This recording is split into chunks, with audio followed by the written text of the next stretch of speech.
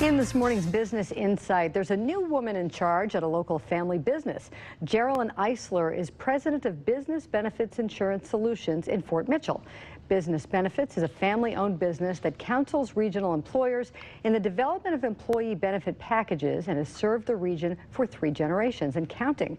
Eisler became president July 1st. She is with Business Courier publisher Jamie Smith in the studio. Geraldine and Jamie.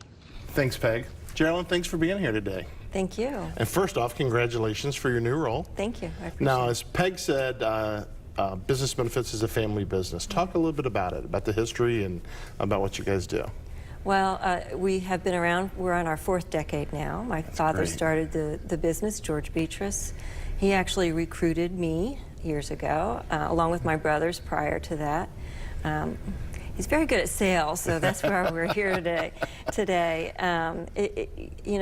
is a family business. We do have 3 generations working at the agency, and we work with employers both in Ohio and in Kentucky. Okay, so spread the river, go across the river. That's right. The way we work with each other is similar to how we work with our employees. We have non-related employees as well, but also with our clients. So we listen to each other. Everybody has different opinions sometimes. We're not always on the same page. They're co-workers, right? That's right. Right. So listening and figuring out what the right goal is that helps us get to the right solution. Yeah. Now, as we said, you just took over as president in July, so you probably haven't had a lot of change yet, but are you seeing a lot of change in how you run things, or just, your life in general? Well, I have been on the leadership team for quite some time. Okay. And actually, this transition was plotted. We determined the transition years ago, probably about 6-7 years ago. It gives each of us an opportunity to leverage our own talents.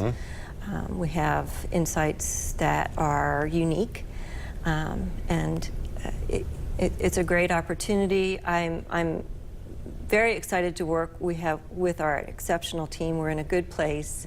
We're working towards a united vision, and I'll be leading them through a strategic plan. So I'm very action-oriented, and we'll make sure that we stay on top of the industry and with cutting-edge strategies. So looking forward to a lot of growth. Well, no successful company, a lot of successful companies do that. They look at transition 10 years from now, 20 years from now. Unfortunately, a lot don't.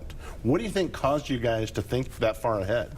To what's going to happen in 5 years or 10 years? Well, so my father hasn't been as active. He's still part of the team, but years ago he transitioned the leadership over to my brother Gary Beatrice, who was president for over 10 years.